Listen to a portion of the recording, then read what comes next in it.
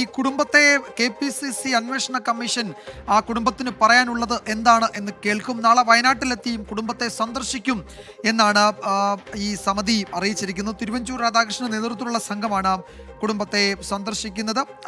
AV Jaishankar വിശദാംശങ്ങൾ നൽകും. ജയശങ്കർ, ഇപ്പോൾ ഈ കുടുംബത്തിന് പറയാനുള്ളത് എന്താണ് എന്ന് സമിതി കേൾക്കും. ഇപ്പോൾ VD സതീശൻ ഇന്ന് രാവിലെ പറഞ്ഞത് പാർട്ടി അന്വേഷിക്കുകയാണല്ലോ, അതിനുശേഷം അതിൽ എന്തെങ്കിലും ഒരു തീരുമാനം പറയാം എന്നാണ്. അപ്പോൾ അടിയന്തരമായി അതിൽ അന്വേഷണം നടത്തി റിപ്പോർട്ട് നൽകാനാണോ ഈ സമിതി തീരുമാനിച്ചിരിക്കുന്നത്? അതായത് വിജയകുമാർ ഇന്ന് വലിയ തോതിൽ പ്രതിപക്ഷ നേതാവ് ഈ ഇഷ്യൂവുമായി ബന്ധപ്പെട്ട പ്രതികരണം നടത്തിയിരുന്നു. കുടുംബവും പ്രതിപക്ഷ നേതാവിലേക്ക് കാലടിക്കുന്ന ഒരു സാഹചര്യം ഉണ്ടായി. ഇത് വലിയ കണ്ടെത്തുന്ന ഒരു സാഹചര്യത്തിലാണ്. ഒരു സാങ്കേതിക പ്രശ്നമുണ്ട്. തിരുവഞ്ചൂർ രാധാകൃഷ്ണന്റെ നേതൃത്വത്തിലുള്ള KPCC സമിതി NM വിജയന്റെ കുടുംബാംഗങ്ങളെ കാണും, അവരെ കേൾക്കും, അവർക്ക് പറയാനുള്ളത് കേൾക്കും. ആ സമിതി നാളെ വയനാട്ടിലെത്തി ആ കുടുംബത്തെ സന്ദർശിക്കും എന്ന വിവരമാണ് ഇപ്പോൾ വരുന്നത്.